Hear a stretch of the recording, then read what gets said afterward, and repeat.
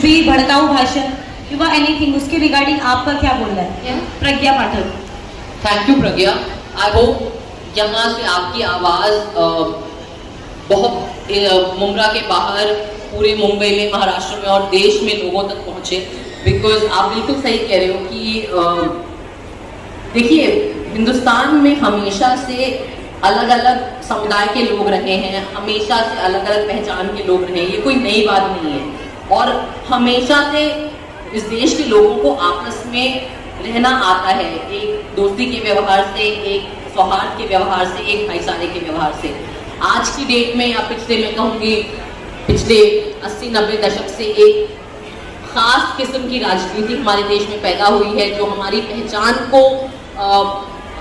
एक वेपन बना के, हमारी पहचान को एक तरीके से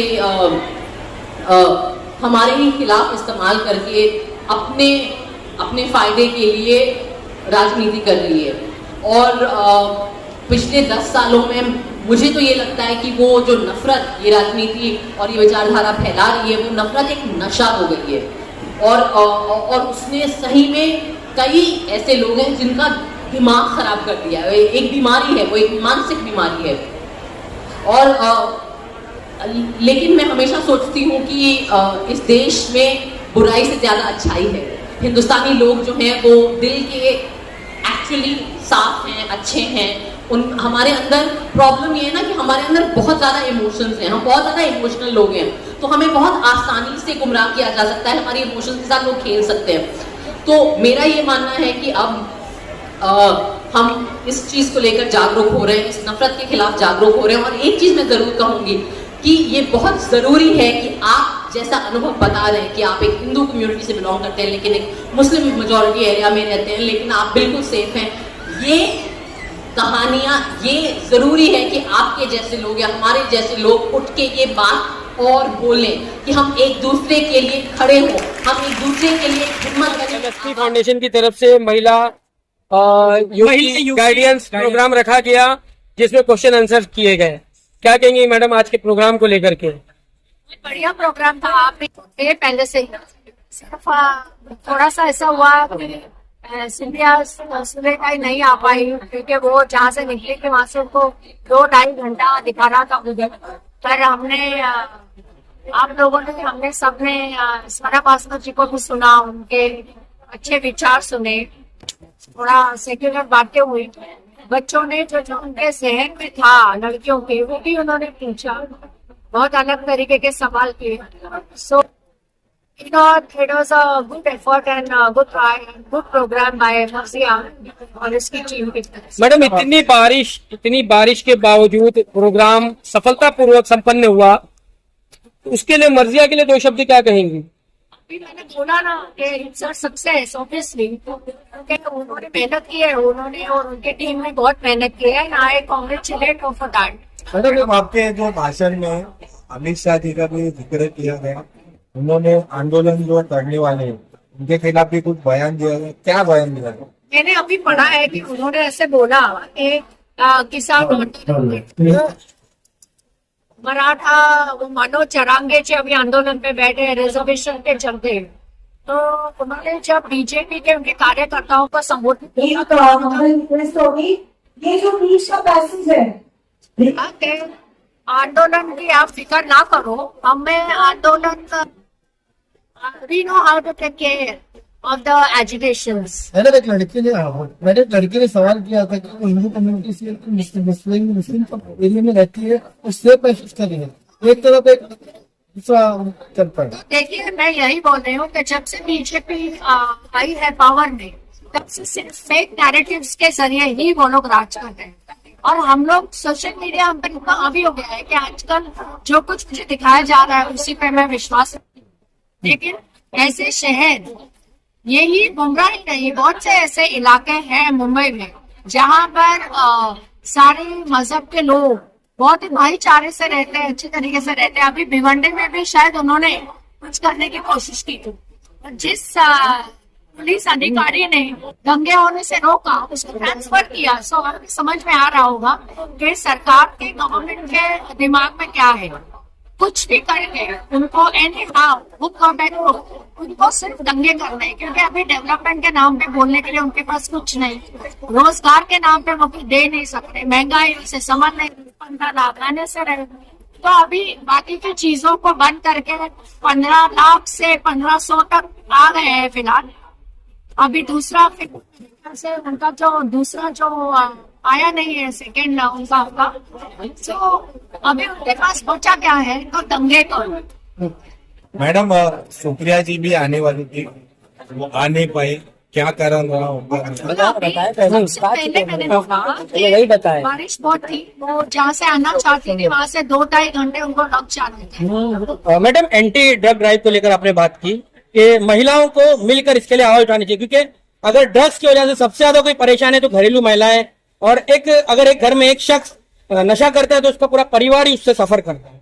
तो महिलाओं के लिए किस तरह से संघर्ष, आपका जो संगठन है संघर्ष महिला आपका संघर्ष, उसके लिए किस तरह आप प्लानिंग करेंगे इनको लेकर? क्योंकि मर्जिया मैडम ड्राइंग कंपटीशन के जरिए और हमेशा वो कुछ ना कुछ ड्राइव लगाती है, तो उसमें ये मैसेज जरूर होगा क्या? हम लोग ने भी हम जब कार्निवल करते हैं स्ट्रीट कार्निवल, तो उसमें भी हर वक्त ड्रग के खिलाफ कोई स्ट्रीट पे होता है, या एक हमारा पूरा ये था कि से नो टू ड्रग्स। लेकिन जैसे मैंने कहा कि ड्रग एक सोशल प्रॉब्लम है और वो एकदम दिमाग की तरह हमारे सोसाइटी को धीरे धीरे खत्म करती जा रही है। सिर्फ मुमरा में नहीं, यहाँ का बच्चा ड्रग लेता है तो सस्ता लेता है, तो सस्ती ड्रग, और साउथ बॉम्बे का बच्चा जो है वो अपने औकात के हिसाब से थोड़ा महंगा नशा करता है। बट नशा in general is not a healthy sign for any society to do. एक पूरी नस्ल बर्बाद हो गई।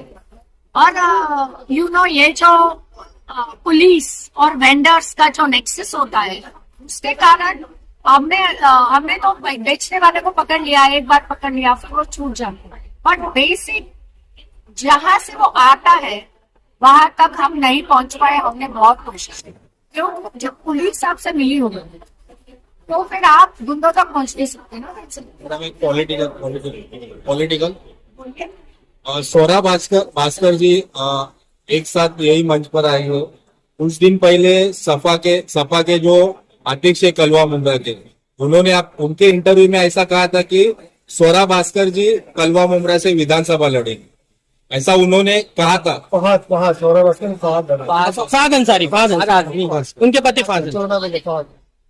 It's an open country. Anyone can contest elections. हम कुछ भी बोल सकते हैं। मैं अगर स्वरा जी यहाँ से कॉन्टेस्ट करना चाहती है तो I wish her all the best. और शायद फहद भाई ये भूल गए होंगे कि समाजवादी पार्टी महाविकास आघाड़ी का हिस्सा है, और आघाड़ी में से या किसी भी अलायंस में से एक सीट पर एक ही पार्टी को टिकट मिलता है। मैडम क्या कहेंगे आज के महिला यूटी कैडेट महिलाओं के साथ प्रोग्राम रखना था, तो उसका प्रोग्राम हमने आज सेट किया था। अब तकरीबन 2000 के करीब क्राउड था, पर ऐसे हो गया कि हमने जो हमारे जो गेस्ट थे सुनिया ताई, उनके साथ साथ स्वरा भास्कर आंटी, हमारे 3 ही मेन गेस्ट थे। सुनिया ताई है मेरी, आपको पता है कि आज तूफानी माहौल, इट्स अनफॉर्चुनेट कि ऐसा हो गया and she couldn't be part of this program, but उन्होंने वीडियो कॉल पे बात की एंड शी प्रॉमिस्ड कि वो जल्द ही इंशाल्लाह मुबरा को से कहीं पास में। मर्जे में इतनी आवाज आ रही, इतने लोग जमा कर दे, आपकी आवाज कम हो गई उसमें, तो मतलब इतना रिस्पेक्टिव कैसे, और इतने 1000 लोग 2000 से ज्यादा जमा हो गए। हम 3.5 साल से 4 साल से काम करते और भी लोग आ सकते थे, पर हॉल की कैपेसिटी नहीं है, इससे ज्यादा भर देते तो पढ़ा रखने को सब सही नहीं है।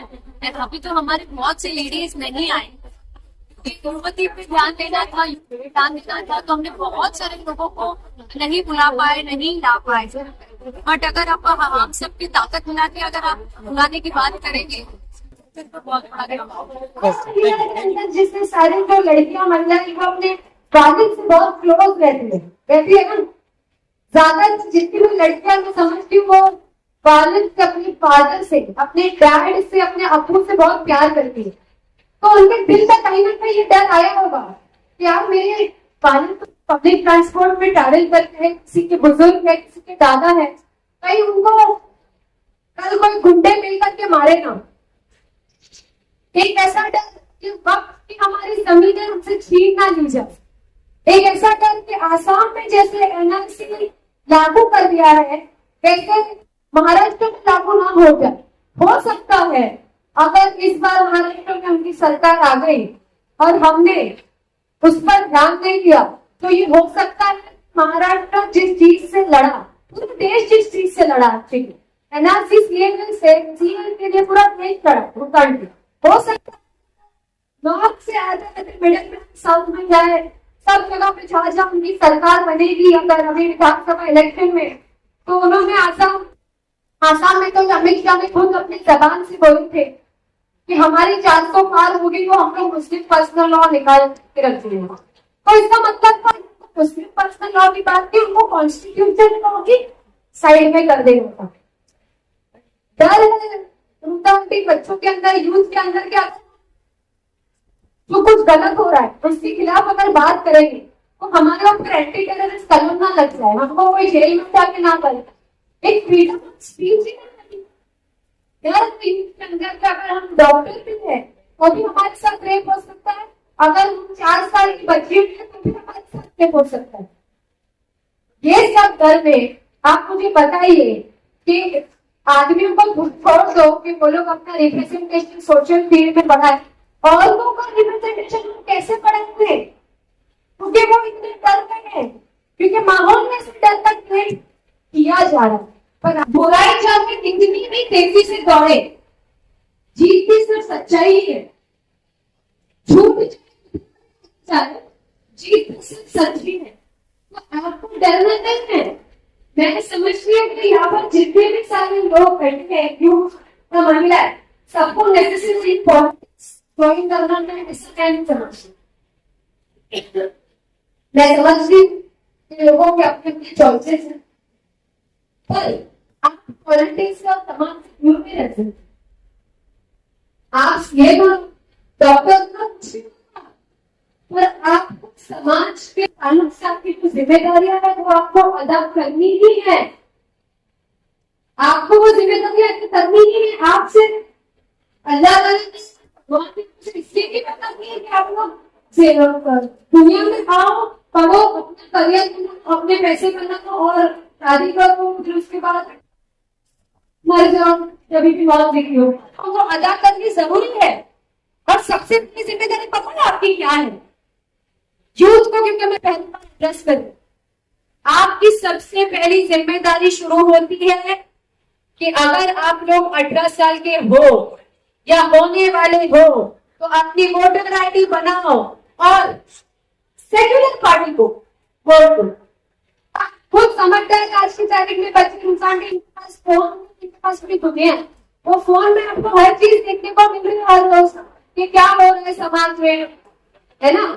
विशालगढ़ में कोल्हापुर को तोड़ने आड़ में वहां के गांव की महिलाओं को लूटा गया, महिलाओं के साथ बदतमीजी की गई, तो जब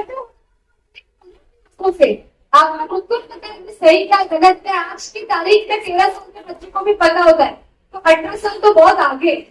तो सबसे पहले